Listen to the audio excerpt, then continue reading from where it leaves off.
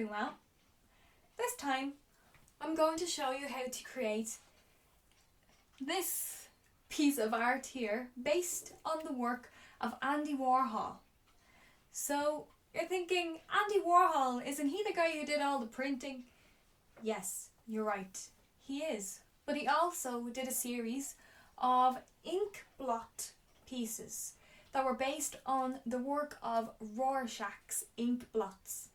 So Rorschach used Inkblots to try and help people during their psychotherapy sessions to talk about what they saw in the Inkblots. So poor Andy Warhol got the wrong end of the stick and thought that the clients actually made the Inkblots themselves. So he, being the really cool artist that he was, decided to make his own series of Inkblots and try to determine the meaning from each of them. So at the end of the day, he created beautiful pieces of art.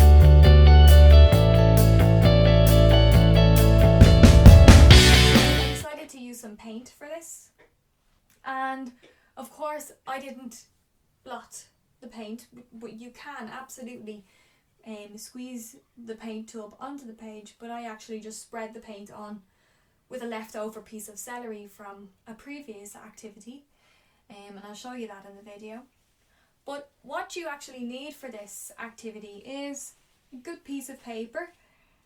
I'm using the same paper from the last exercise with the mandala because it's quite shiny, so it means that the paint will spread that bit easier, especially when it's folded. So we need a good sized piece of paper to give yourself some space. Make sure it's foldable, so it's easy to fold, so that you can work on one half. Then you're going to need some paints, or whatever you have. If you have food colouring, ink, anything that's spreadable, a good pigment, and has a good transfer onto the page, it shows up well. So that's literally what you need, is paint and paper. This is a really quick one, but it has a beautiful result at the end, and I have a feeling most of you will have done this before.